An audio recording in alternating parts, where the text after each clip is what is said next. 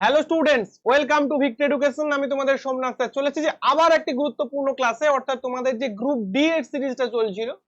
Group D বললে বলা ভুল হবে, লেটেস্ট সায়েন্স কোশ্চেনের যে ট্রেন্ডের সিরিজটা চলছিল, যেটা রেলওয়ে প্রশ্ন, যে লাস্ট যে রিক্রুটমেন্ট হয়েছিল তোমাদের গ্রুপ ডি, তার 8 সেপ্টেম্বরের সেকেন্ড সিরিজ, অর্থাৎ পার্ট 33 নিয়ে চলে এসেছি। তোমাদের আমি বলেছিলাম যে এই ক্লাসটা হচ্ছে রেলওয়ে সায়েন্সের মেগা ক্লাস। অর্থাৎ কেন মেগা ক্লাস? কারণ এখান থেকে তোমরা যদি পুরো শিফট 99 শিফট যদি তোমরা কমপ্লিট করে যাও, তাহলে কিন্তু তোমরা টেকনিশিয়ান, এএলপি এবং প্রত্যেকটা এক্সামে খুব একটা ভালো স্কোর করে আসতে পারবে। তো শুরু করার আগে একটাই কথা, যারা আমার চ্যানেলে নতুন তারা চ্যানেলটিকে সাবস্ক্রাইব করবে, কারণ এখানে কিন্তু তোমাদের রেলওয়ের ক্লাসগুলো খুব ভালোভাবে হচ্ছে। যারা চ্যানেলে নতুন তারা অবশ্যই চ্যানেলটিকে সাবস্ক্রাইব করবে, চ্যানেলটিকে লাইক করবে, ক্লাসটিকে লাইক করবে এবং অবশ্যই ভিডিওটিকে শেয়ার করবে। চলো, এবং যারা নতুন তাদের উদ্দেশ্যে প্রথমে আমি একটা কথা বলে দিতে চাই, যারা প্রথম থেকে কোর্সটায় জয়েন করতে চাও আমাদের, অর্থাৎ কারা জয়েন করবে না, যারা মনে করছো যে আমাদের এনসিইআরটিটা কমপ্লিটেড নেই, এনসিইআরটি পুরো একটা আমি সিলেবাসটা শেষ করব, ফিজিক্স, কেমিস্ট্রি, বায়োলজি, এনভায়রনমেন্টাল সায়েন্সটা পুরো শেষ করব, তারা এই ব্যাচটা জয়েন হতে পারো। অনলাইন কোর্স, সম্পূর্ণ অনলাইন কোর্স, অ্যাপ রয়েছে, অ্যাপ্লিকেশনস রয়েছে, ওয়ান টাইম ফিজ, 4 to 5 মান্থসের মধ্যে কোর্স শেষ হয়ে যাওয়ার কথা, কিন্তু এটা আমি কেটে দেবো, কারণ অলরেডি তোমাদের কিন্তু অনেকটা ক্লাস হয়ে গেছে। নতুন ব্যাচ তোমাদের কিন্তু অক্টোবরে আসবে, সেটা আমি পরে অ্যানাউন্স করছি। আপাতত মনে রাখো এই ব্যাচে কিন্তু 60% ক্লাস শেষ, বাকি 40% ক্লাস কিন্তু রাস্তায় আছে, কিছুদিনের মধ্যে শেষ হয়ে যাবে। কারা ব্যাচটা নেবে? এএলপি টেকনিশিয়ান যারা টার্গেটেড স্টাডি করছো তাদের জন্যই ব্যাচটা খুব গুরুত্বপূর্ণ, কারণ এখানে সায়েন্সের অঙ্কগুলো কিন্তু খুব সুন্দর করে করানো রয়েছে। বেশি কথা বলবো না, চলে যাব প্রশ্নে। কি বলেছে দেখো, প্রথম প্রশ্ন বলছে, এটা কবেকার প্রশ্ন না, 8 সেপ্টেম্বর।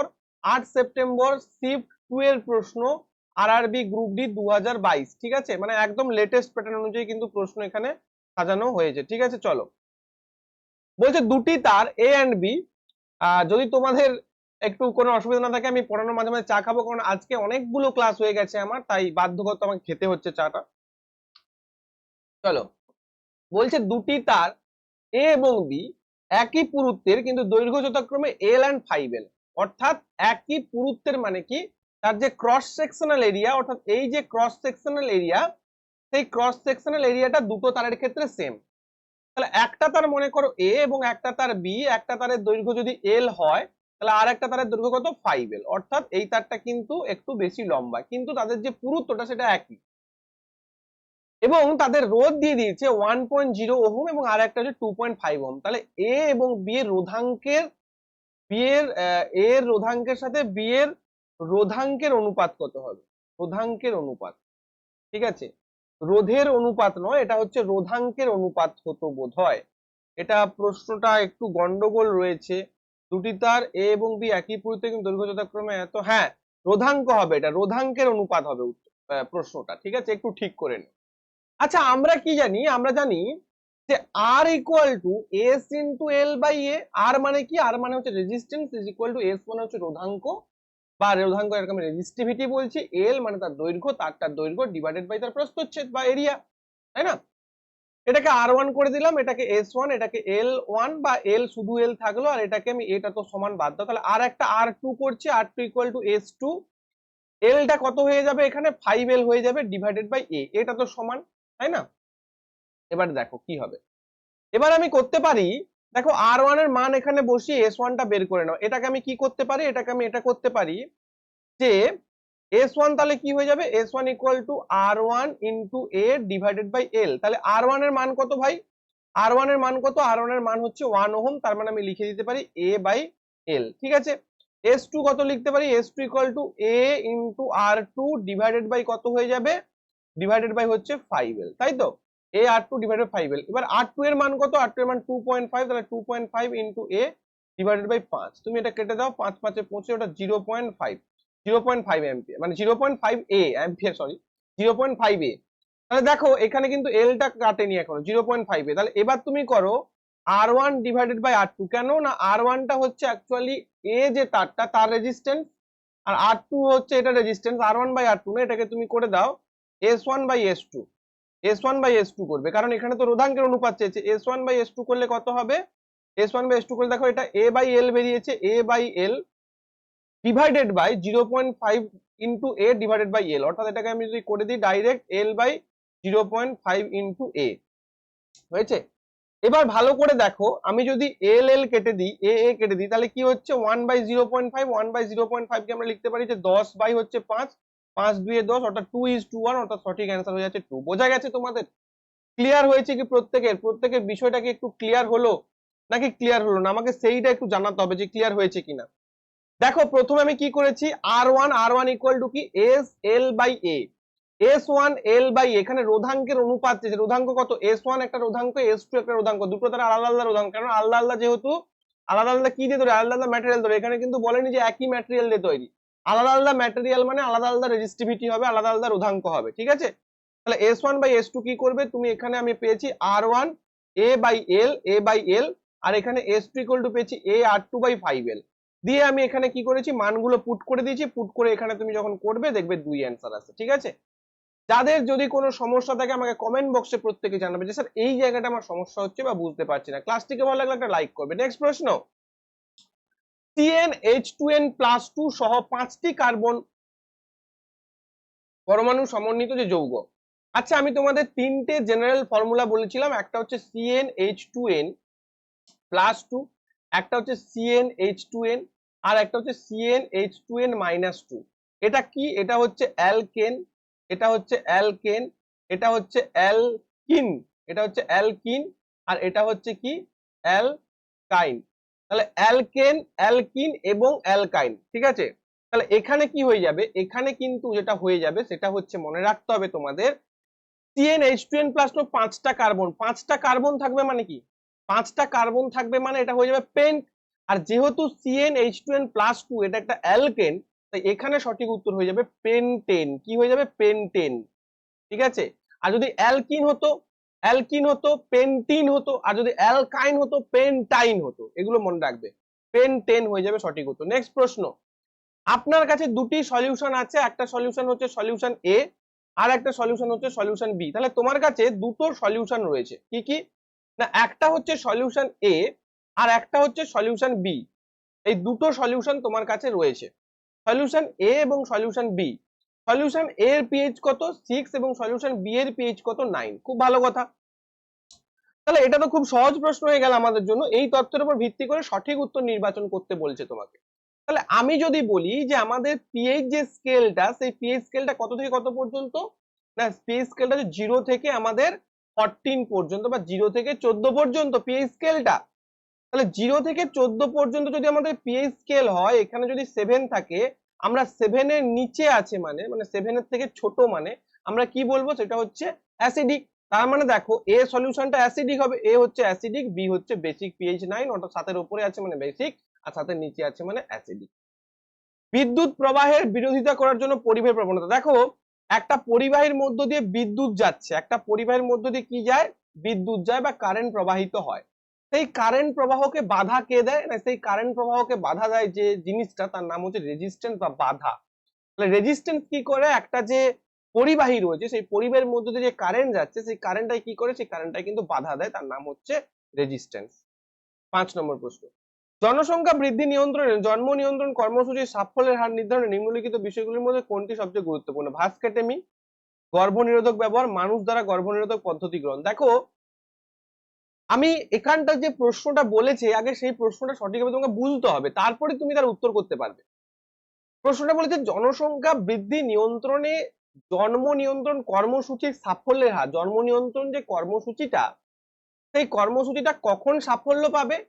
না যখন মানুষ সেই গর্ভনিরোধক পদ্ধতিটা গ্রহণ নিজে নিজে করবে, অর্থাৎ কেউ চাপিয়ে দেবে না, ঠিক আছে? তাহলে মানুষ দ্বারা গর্ভনিরোধক পদ্ধতিটা যখন গ্রহণ হবে, তখন সেটাই হচ্ছে সব থেকে গুরুত্বপূর্ণ কিন্তু জনসংখ্যার যে পদ্ধতি, সেই পদ্ধতিটা আমরা কিন্তু এখানে বলবো। তাহলে কি হবে না, উত্তর হয়ে যাবে মানুষ দ্বারা জন্ম নিয়ন্ত্রণ গর্ভনিরোধক পদ্ধতি গ্রহণ। বলছে অ্যালকোহল অ্যালকেনের হোমোলোগাস সিরিজে, অ্যালকেন যে হোমোলোগাস সিরিজটা আমরা পাবো, সেই সিরিজে পরবর্তী সদস্যরা সূত্র কত ইউনিট দ্বারা পৃথক থাকবে। এটা তোমাদের বহুবার করিয়েছি, এখানেও করাবো আবার। দেখো অ্যালকেনের আমি সাধারণ ফর্মুলা কি বললাম, CnH2n+2 বলেছি। তাহলে C ইকুয়াল টু যদি 1 বসাই তাহলে কি হবে, CH4 হবে 2 আর 2 4। CH4 মানে কি? CH4 মানে হচ্ছে মিথেন। C ইকুয়াল টু যখন 2 বসাবো তখন কি হবে না C2 2 2 4 5 6 C2H6 C2H6 এর মানে কি ইথেন। আবার C ইকুয়াল টু 3 বসালে কি হবে C3 3 2 6 7 8 C3H8, তাহলে এটা কি লিখবো আমরা প্রোপেন। আচ্ছা তুমি বলো এই যে হোমোলোগাস সিরিজটা আমরা ড্র করলাম এটার সঙ্গে এটার এবং এটার সঙ্গে এটার কতর পার্থক্য রয়েছে। দেখো CH4 C2H6 কতর পার্থক্য, H এর পার্থক্য হচ্ছে 2 আর C এর পার্থক্য 1, C এর পার্থক্য 1, তার মানে কি কতর পার্থক্য হচ্ছে CH2। আবার এটার সঙ্গে এটার দেখো C এর পার্থক্য কত, C এর পার্থক্য 1 এবং H এর পার্থক্য 2 CH2, অর্থাৎ পরপর পরপর পরপর যে হোমোলোগাস সিরিজটা থাকে সেই হোমোলোগাস সিরিজের সঙ্গে যে পার্থক্যটা আমরা দেখতে পাই সেটা হচ্ছে CH2 এর পার্থক্য দেখতে পাই, এখানে CH2 হয়ে যাবে সঠিক উত্তর। যদি তোমাকে বলতো যে কত গ্রামের পার্থক্য দেখতে পাই আমরা, তাহলে C এর তোমাকে অ্যাটমিক ওয়েট 12 বসাতে হতো কার্বনের, তাই না? C এর কত বসাতে হতো 12 বসাতে হতো, আর H এর 2 অর্থাৎ 14 গ্রামের আমরা পার্থক্য দেখতে পাই, কিন্তু CH2 এর পার্থক্য দেখতে পাই। বুঝিয়ে দিলাম কিভাবে পার্থক্য দেখতে পাই। নেক্সট প্রশ্ন বলছে কি যে উদ্ভিদের যে বর্জ্য নির্গমনের প্রক্রিয়া সম্পর্কে নিচের কোন বিবৃতি সঠিক। বলছে দেখো গাছপালা মাটিতে বর্জ্য পদার্থ নির্গত করে না, কোন বিবৃতিটি সঠিক বলেছে ভাই, গাছপালা মাটিতে বর্জ্য পদার্থ নির্গত করে না, এটা তো সঠিক নয়, এটা তো ভুল। বলছে কি দরজাটা একটু লাগাতে হবে, গাছপালা অতিরিক্ত জল স্থানান্তর দ্বারা অপসারণ করা হয়, অর্থাৎ গাছপালা কি করে অতিরিক্ত জল স্থানান্তর দ্বারা অপসারণ করে। কার্বন ডাই অক্সাইড সালোক সংশ্লেষের একটি বর্জ্য পণ্য, কার্বন ডাই অক্সাইড সালোক সংশ্লেষের বর্জ্য পণ্যটা সম্পূর্ণ ভুল কথা। কেন? কারণ অক্সিজেন হচ্ছে সালোক সংশ্লেষের বর্জ্য পণ্য, কিন্তু কার্বন ডাই অক্সাইড তো দরকার। কিন্তু দেখো নেক্সট বলেছে কিছু গাছপালা বর্জ্য পণ্য রজন হিসেবে সংরক্ষণ করে, এটা একদম সঠিক রয়েছে 4 নম্বর যে অপশনটা রয়েছে। নেক্সট প্রশ্ন দুটি অভিন্ন প্রতিরোধক একটি 6 ভোল্ট ব্যাটারির সঙ্গে সমান্তরালে যুক্ত সার্কিটের মোট বিদ্যুৎ 12 ওয়াট, প্রতিটি প্রতিরোধকের মধ্য দিয়ে কারেন্ট হলো। খুব ভালো প্রশ্ন, ওটা প্রতিটি রোধকের মধ্য দিয়ে কারেন্ট হলো। দেখো দুটো অভিন্ন প্রতিরোধক, এইখানে কিন্তু এর মজাটা লুকিয়ে রয়েছে। অনেকে এই প্রশ্নটা ছোট্ট একটা প্রশ্ন অনেকে পারবে না এবং ভুল হবে, ভুল হওয়াটাও স্বাভাবিক।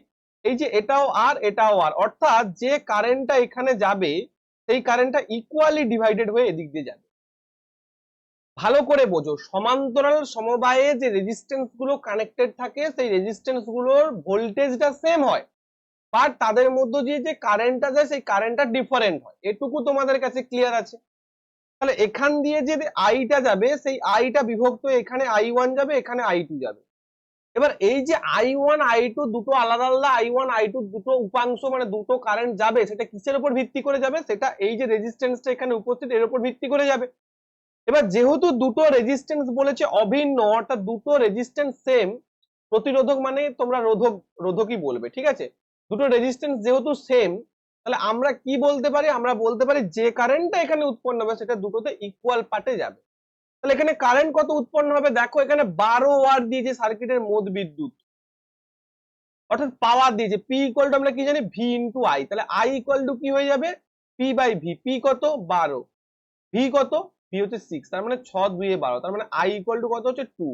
ভুলেও 2 অ্যান্সার কিন্তু করে দেবে না, কেন? প্রশ্ন বলেছে প্রতিটি রোধকের কারেন্ট হলো, প্রতিটি রোধক, তাহলে এখান দিয়ে যদি 2 অ্যাম্পিয়ার কারেন্ট যায়, এখান দিয়ে যদি 2 অ্যাম্পিয়ার কারেন্ট যায় তাহলে সেটা কি হবে, সেটা এখানেও 1 অ্যাম্পিয়ার যাবে, আবার এখানেও 1 অ্যাম্পিয়ার যাবে। তুমি বলবে স্যার আপনি সহজেই কি করে বলে দিলেন যে এখানেও 1 অ্যাম্পিয়ার যাবে ওখানেও 1 অ্যাম্পিয়ার যাবে। আমি তোমাকে একটু আগেই বললাম যেহেতু এখানেই আসল কিটা দিয়ে রেখেছে দুটো অভিন্ন রোধক, অভিন্ন রোধক মানে দুটো সেম রোধক, তাহলে সেম রোধক মানে এই যে কারেন্টটা এখানে উৎপন্ন সেটা ইকুয়ালি ডিস্ট্রিবিউটেড হয়ে দুটো আলাদা আলাদা রেজিস্ট্যান্সের মধ্যে ঢুকে যাবে, ঠিক আছে। তাহলে সঠিক উত্তর হয়ে যাবে কিন্তু 1 অ্যাম্পিয়ার নট 2 অ্যাম্পিয়ার। ক্লিয়ার প্রত্যেকের কাছে, ক্রিস্টাল ক্লিয়ার।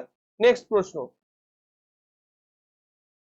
বলছে নিচের কোনটি জৈব অবচয়যোগ্য পদার্থ। ভাই এটা প্রশ্ন কি করাবো আমি তোমাদের, এটা তো পারবে সবাই, কি হয়ে যাবে কাগজ এবং তুলা জৈব অবচয়যোগ্য পদার্থ। নেক্সট প্রশ্ন বলছে কাঁচের, এই প্রশ্নটা আমি তোমাকে একটু বোঝাবো ভালো করে, কাঁচের আলোক রশ্মি হলো 30 ডিগ্রি কোণে ইনসিডেন্ট, অর্থাৎ দেখো একটা মনে করো কাঁচের স্ল্যাব রয়েছে, সেই কাঁচের স্ল্যাবে আলোক রশ্মি ইনসিডেন্ট হয়েছে, যা কাঁচকে বাতাস থেকে আলাদা করে রশ্মি বাতাসে প্রতিষ্ঠিত। দেখো বাতাসে কাঁচ থেকে প্রতিষ্ঠিত হয়েছে, অর্থাৎ এটা কাঁচ মাধ্যম তারপর এইভাবে আলোক রশ্মিটা এসে সেটা বায়ুতে এসে। আচ্ছা ভালো করে বলো, এই যদি আমার একটা মিডিয়াম হয়, এটা যদি ঘন মাধ্যম হয় বা ডেন্সার মিডিয়াম হয়, এটা যদি লঘু মাধ্যম হয়, কেন বললেন স্যার? কারণ কাঁচ তো একটা ঘন মাধ্যম বা অপটিক্যালি ডেন্স মিডিয়াম। তাহলে সেই অপটিক্যালি ডেন্স মিডিয়াম থেকে অপটিক্যালি রেয়ারার মিডিয়াম বা ঘন মাধ্যম থেকে লঘু মাধ্যমে যখন আলোক রশ্মি প্রবেশ করে, তখন কি হয়? সেটাই তো বলেছে, কাঁচের আলো রশ্মিটি 30 ডিগ্রি কোণে ইনসিডেন্ট, যা কাঁচকে বাতাস থেকে আলাদা করে এবং রশ্মি বাতাসে প্রতিষ্ঠিত হয়। বাতাসে প্রতিষ্ঠিত হয়েছে মানে কাঁচ থেকে বাতাসের দিকে এসছে আলোটা। তার মানে এখানে পতিত হয়েছে, মনে করো এটা 30 ডিগ্রি, এখান থেকে কি হয়েছে এখানে এসছে। আচ্ছা এটা যদি লঘু মাধ্যম হয়, তাহলে এই যে আমাদের যে লম্বটা রয়েছে বা অভিলম্বটা রয়েছে, সেখান থেকে প্রতিষ্ঠিত রশ্মি দূরে চলে যাবে, এখান থেকে দূরে চলে যাবে। তার মানে এই যে অ্যাঙ্গেলটা তৈরি হবে দূরে যদি যায়, তার মানে এই অ্যাঙ্গেলটা কি তৈরি হবে? এই অ্যাঙ্গেলটা 30 ডিগ্রির থেকে বড় অ্যাঙ্গেল তৈরি হবে। কত অ্যাঙ্গেল তৈরি হবে জানি না, বাট 30 ডিগ্রির থেকে বড় অ্যাঙ্গেল তৈরি হবে। কত অ্যাঙ্গেল তৈরি হবে সেটা মিউ জানা থাকলে বের করে নিতে পারবে, সেটা আলাদা ব্যাপার। কিন্তু এই অ্যাঙ্গেলটা ডেফিনেটলি বড় হবে 30 ডিগ্রি থেকে। তার মানে লেস দেন গুলো কেটে দেবো। কিন্তু এটা যদি উল্টো থাকতো, মানে বাতাস থেকে কাঁচের দিকে আসতো, তখন এটা উল্টো করতাম, মানে লেস দেন 30 ডিগ্রি। কিন্তু এখানে ঘন মাধ্যম থেকে লঘু মাধ্যমের দিকে যেহেতু আলো যাচ্ছে, তাহলে আলোটা কি হবে? অভিলম্ব থেকে সরে যাবে এবং ড্যাশ আপতিত রশ্মির সমতলে প্রতিষ্ঠিত হয়। মানে বলছে মানে এটা তো প্রথমটা তো বলে দিলাম যে এত ডিগ্রি কোণে, মানে তৃতীয়টা বলতে চেয়েছে, যেহেতু এই অপশন গুলো দেখে বুঝতে পারছি, বলছে যে এই যে প্রতিষ্ঠিত রশ্মিটা আপতিত রশ্মির সঙ্গে কি সেম সমতলে থাকে, একই সমতলে থাকে? জি অবশ্যই। আমরা প্রতিসরণে যে সূত্র পড়েছি যে আপতিত রশ্মি, প্রতিষ্ঠিত রশ্মি এবং আপতন বিন্দুতে যে অঙ্কিত অভিলম্ব তারা একটা সমতলে থাকবে। তার মানে মোর দেন 30 ডিগ্রি এবং লাইজ, অর্থাৎ এই যে প্রতিষ্ঠিত রশ্মিটা আপতিত রশ্মির সাথে একই সমতলে থাকবে। ঠিক আছে, তাহলে বোঝা গেল যে কেন 30 ডিগ্রি থেকে বেশি কোণে। আজকের প্রত্যেকটা প্রশ্ন very very very very conceptual. তো যাদের ভালো লাগছে তারা অবশ্যই লাইক করবে। এই প্রশ্নটাও কনসেপচুয়াল। দেখো, প্রধান অক্ষের কাছাকাছি সমান্তরাল রশ্মির একটি বস্তু একটি উত্তর লেন্সের ইনসিডেন্ট কোন সময়ে তারা একত্রিত হবে? আচ্ছা প্রশ্নটা একটু ঠিক করো, প্রথমে প্রশ্নটা ঠিক করো। ঠিক আছে, এই প্রশ্নটা এরকম হবে, প্রশ্নটা প্রথমে লিখছি, পুরোপুরি ভুল করেছে প্রশ্নটা। আমি বুঝতে পারছি প্রশ্নটা কি হবে। লেন্সের প্রধান অক্ষের সমান্তরাল আলোক রশ্মি উত্তর লেন্সে আপতিত হলে কোথায় তারা একত্রিত হবে? ঠিক আছে, প্রশ্নটা বুঝতে পেরেছো? লেন্সের প্রধান অক্ষের সমান্তরাল বা উত্তর লেন্সের প্রধান অক্ষের সমান্তরাল আলোক রশ্মি গুচ্ছ উত্তর লেন্সে আপতিত হলো, কোথায় তারা একত্রিত হবে বা কোন জায়গাটায় সেই ইমেজটা ফর্ম হবে যদি লেন্সের সমান্তরাল আলোক রশ্মি গুচ্ছ আসে। ঠিক আছে, ভালো করে বোঝো, তোমাদের যখন আমি রে ডায়াগ্রাম বুঝিয়েছিলাম তখন বলেছিলাম এটা মনে করে একটা উত্তর লেন্স। কি বলেছে? উত্তর লেন্স বলেছে, এটা মনে করে উত্তর লেন্স। এই উত্তর লেন্স যদি হয়, প্রধান অক্ষের সমান্তরাল যদি আলোক রশ্মি গুচ্ছ আসে, তাহলে প্রতিষ্ঠিত হওয়ার পর কি হবে? কোথায় মিলিত হয় তারা? অভিসারী লেন্স তো, তাহলে কোথায় মিলিত হবে? ফোকাসে মিলিত হবে। ফোকাস, এই যে পয়েন্টটা, এর নাম কি হবে? নাম হবে ফোকাস বিন্দু। তার মানে ফোকাসে মিলিত হবে। এই জায়গাটা খেয়াল করবে। প্রধান অক্ষের সমান্তরাল যে আলোক রশ্মি গুচ্ছ আসবে, সেটা প্রতিষ্ঠিত হওয়ার পর বা কনভার্জ হওয়ার পর সেটা কোথায় মিলিত হবে? সেটা ফোকাসে মিলিত হবে। আজকে খুব ভালো ভালো প্রশ্ন এনেছি তোমাদের জন্য, মানে যেটা এর আগে কিন্তু হয়নি বা যে টাইপটা এর আগে করানো হয়নি, সেই টাইপ গুলো এনেছি। দেখো, এনজয় করো। নিচের বিক্রিয়াটি নিউট্রালাইজেশন রিঅ্যাকশন। আচ্ছা, নিউট্রালাইজেশন রিঅ্যাকশন কখন আমরা বলি? না, যখন একটা অ্যাসিডের সঙ্গে একটা বেসের বিক্রিয়া হবে এবং সেখানে সল্ট অ্যান্ড ওয়াটার উৎপন্ন হবে, তখন তাকে আমরা নিউট্রালাইজেশন রিঅ্যাকশন বলি। আয়রন কি একটা বেস? এটা তো একটা ধাতু, তার মানে এটা তো একটা ডিসপ্লেসমেন্ট রিঅ্যাকশন হয়ে গেল। এটা তো একটা ডিসপ্লেসমেন্ট রিঅ্যাকশন হয়ে গেছে, বা যেটাকে আমরা কি বলি? যেটাকে আমরা বলি প্রতিস্থাপন বিক্রিয়া। আচ্ছা, CuSO4 BaCl2 এটা তো double displacement reaction. Double displacement reaction দেখেই বুঝতে পারছো ZnCOH4 এটাও ডিসপ্লেসমেন্ট রিঅ্যাকশন। তাহলে বাকি কি থাকলো, NaOH একটা কি, NaOH হচ্ছে একটা বেস, HCl হচ্ছে একটা অ্যাসিড, NaCl হচ্ছে একটা সল্ট এবং H2 হচ্ছে ওয়াটার। তার মানে সঠিক উত্তর কি হয়ে যাবে, অপশন নাম্বার 2। নেক্সট প্রশ্ন, নিচের কোনটি এককোষী জীব, এটা তো বলার কিছু নেই, কুসকুটা তো হবে না, কুসকুটা মানে কি বলতো স্বর্ণলতা, লাইস মানে হচ্ছে উকুন, আর ব্রেড মোল্ড মানে ওই যে ব্রেডের উপর যে ছত্রাক গুলো জন্মায়, উত্তর হয়ে যাবে প্যারামিসিয়া। নেক্সট, আচ্ছা লিম্ফ, লিম্ফ হজম এবং শোষিত অন্ত্রে ড্যাশ পরিবহন করে, অর্থাৎ লিম্ফ ডাইজেশনের পর অন্ত্র থেকে শোষিত কি পরিবহন করে, চর্বি বা ফ্যাট। এটা তোমরা মনে রাখবে, লিম্ফ কিন্তু বা আমাদের যে লসিকা, সেই লসিকা কিন্তু ফ্যাট পরিবহন করে। ঠিক আছে, আমাদের যে লসিকা তন্ত্র আছে তোমরা নিশ্চয়ই জানো যে ব্লাড ছাড়াও লসিকা তন্ত্র আছে, যেটা কি করে, যেটা আমাদের ফ্যাট পরিবহন করে। এবং লিম্ফ নোড থাকে, সেই নোড গুলো দেখবে ফুলে যায়, টনসিল ফুলে যায়, ওটা লিম্ফ নোড। কেন, না কারণ ওখানে যখন লিম্ফে যখন ব্যাকটেরিয়া আক্রমণ হয় তখন লিম্ফ নোড গুলো ফুলে যায় এবং শরীরকে জানান দেয় যে ভাই তোমার শরীরে ব্যাকটেরিয়া প্রবেশ করেছে। এবং আমাদের দেখো এই যে এটা কোন বই, এনসিইআরটি বইতে ডাইরেক্ট তোমাদের লেখা রয়েছে, কি লেখা রয়েছে একটু পড়ে শুনিয়ে দিই জাস্ট, কারণ এগুলো তোমাদের পরবর্তী পরীক্ষায় চলে আসতে পারে। লসিকা হচ্ছে অপর এক ধরনের তরল যেটা সংবহনে অংশগ্রহণ করে, লসিকা বা কলারস বলা হয়। রক্ত জালকগুলো প্রাচীর উপস্থিত ছিদ্রগুলোর সাহায্যে, অর্থাৎ যে রক্ত জালকগুলো, এই জালকের ফাঁক দিয়ে কিন্তু লসিকা প্রবাহের সৃষ্টি হয়। কারণ এই যে জালকগুলো থাকে, রক্ত জালকগুলো থেকে সেগুলো কিছু পরিমাণ রক্ত রস সেই ভেসেলস থেকে বেরিয়ে আসে এবং সেখান থেকে অন্তঃকোষীয় স্থান থেকে বেরিয়ে এসে কলারস বা লসিকা গঠন করে। এটি রক্তরস বা প্লাজমার মতোই, কিন্তু এটি বর্ণহীন হয়। এতে কম পরিমাণ প্রোটিন থাকে। কোথায় কম পরিমাণ প্রোটিন থাকে, ওই যে রক্তরসটা বেরিয়ে আসছে। লসিকা বহিঃকোষীয় স্থান থেকে এবং লসিকা জালকে প্রবাহিত হয়, যা পরস্পর যুক্ত হয়ে বড় লসিকা ভবন গঠন করে, যা পরিশেষে বড় শিরায় উন্মুক্ত হয়। তাহলে এটাও তোমাদের পরীক্ষায় প্রশ্ন আসতে পারে যে লসিকাটা সৃষ্টি হচ্ছে কোথা থেকে, না প্লাজমা বা রক্তরস থেকে, এবং ব্লাড মানে রক্ত জালক থেকে সৃষ্টি হচ্ছে, যা পরবর্তীতে গিয়ে একটা বড় শিরায় উন্মুক্ত হচ্ছে। এবং কি করে, লসিকা পাচিত শোষিত ফ্যাট ক্ষুদ্রান্ত থেকে পরিবহন করে, এই লাইনটাই দেখো এখানে তুলে দিয়েছে। এবং বহিঃকোষীয় স্থান থেকে অতিরিক্ত তরল পাঠিয়ে দেয় কোথায়, অতিরিক্ত তরল রক্তে পাঠিয়ে দেয়। তাহলে লসিকা কি করে, দেখো আমাদের যে রক্ত রস, সেই রক্ত রসটা কিন্তু হচ্ছে ব্লাড ভেসেলস থেকে বেরিয়ে আসছে, তাহলে আমাদের শরীর তো শুকিয়ে যাবে, তাহলে কি করবে, সেই যে রক্ত রসটা লসিকা কালেক্ট করে আবার ব্লাড মেইন স্ট্রিমে ফিরিয়ে দিচ্ছে। ঠিক আছে, ক্লিয়ার। নেক্সট, নিচের কোনটি ফুলের স্ত্রী জননাঙ্গ, এটা তো আর বলে লাভ নেই তোমাদের, তোমাদের একটু বলে দিই।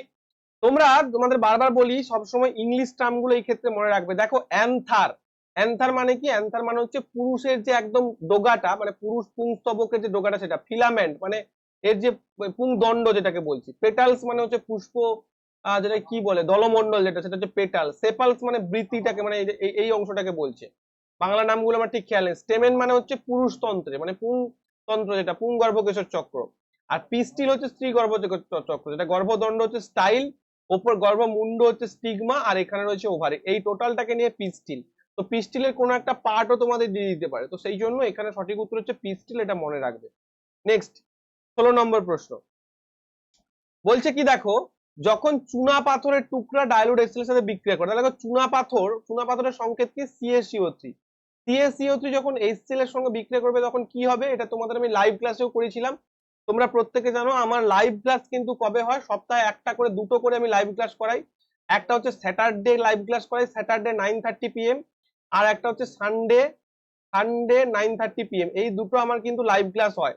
তো লাইভ ক্লাসগুলিতে তোমরা ডেফিনেটলি অংশগ্রহণ করো, তাহলে এই ধরনের জিনিসগুলো তোমরা যারা ভুল করছো তারা বুঝতে পারবে।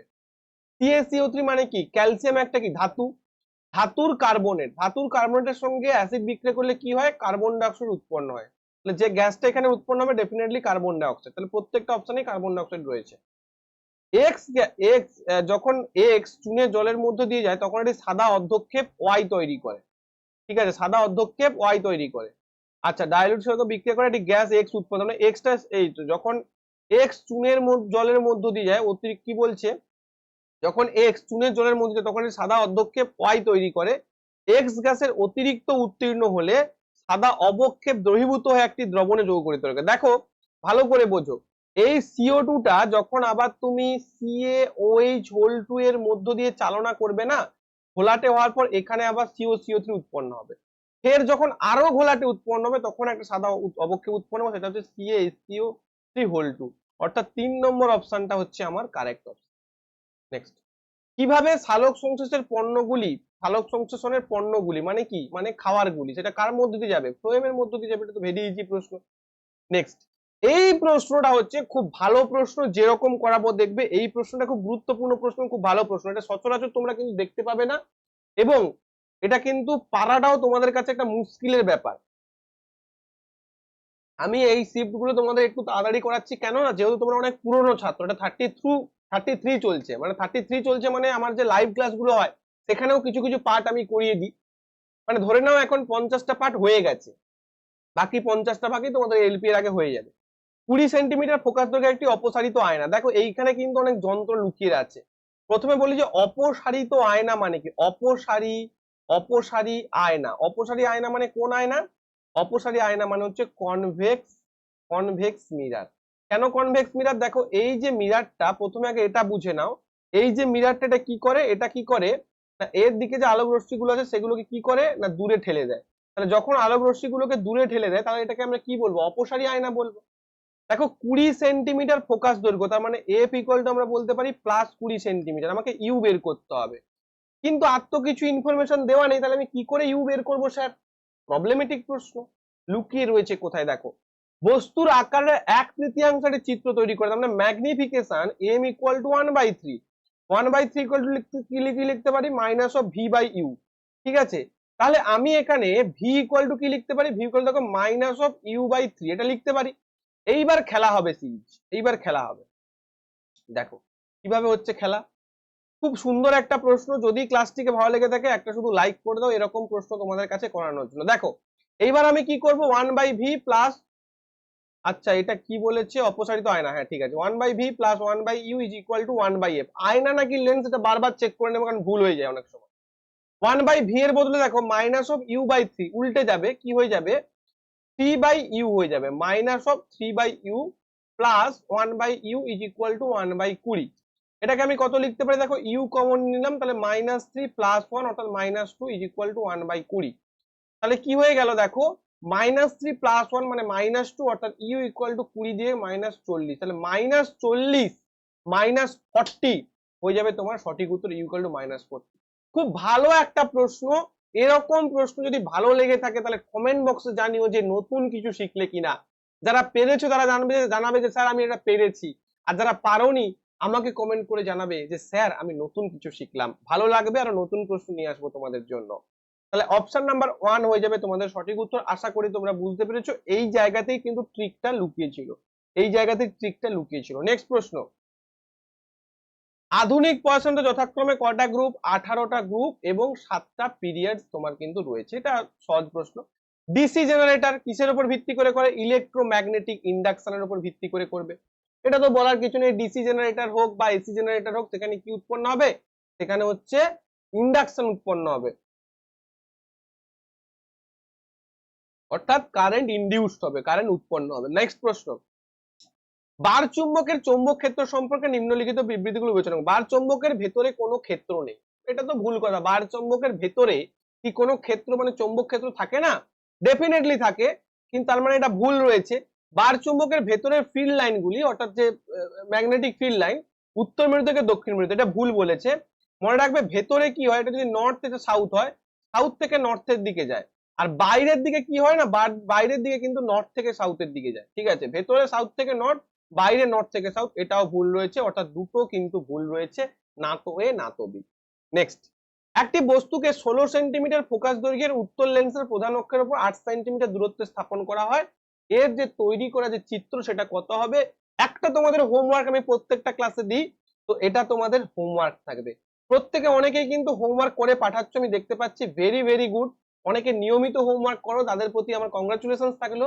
তোমরা আগামী দিনে রেলওয়ের জব পেতে চলেছো, পাস করতে চলেছো, মানে তার একটা রাস্তা ক্রিয়েট করছো নিজের সামনে।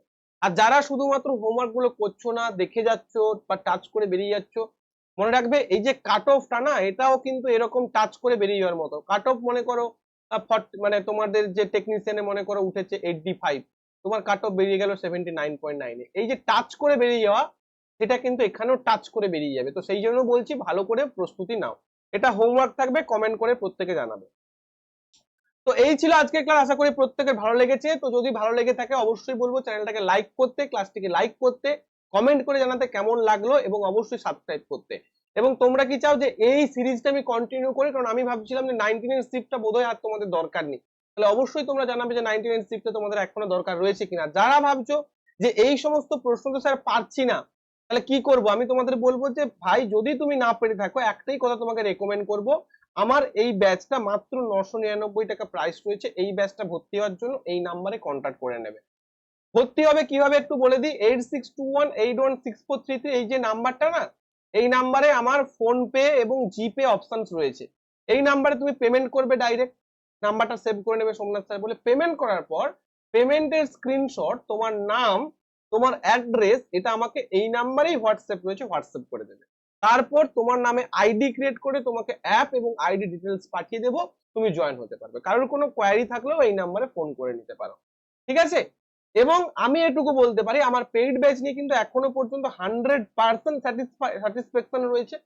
তো অবশ্যই তোমরা যারা একটু উইক রয়েছে সায়েন্স ব্যাচটা জয়েন করতে পারো। যারা এনটিপিসির জন্য প্রিপারেশন নিচ্ছ তাদেরকে তো বলেছি এনটিপিসি, এবং এই ব্যাচটা শুরু হবে আমাদের 1 অক্টোবর থেকে, একদম লেটেস্ট ব্যাচ, ঠিক আছে? সবাই খুব ভালো থেকো, দেখা হবে পরের সেশনে। ভালো করে পড়াশোনা করো, অবশ্যই তোমরা সাফল্য পাই, এটুকুই কামনা। Thank you.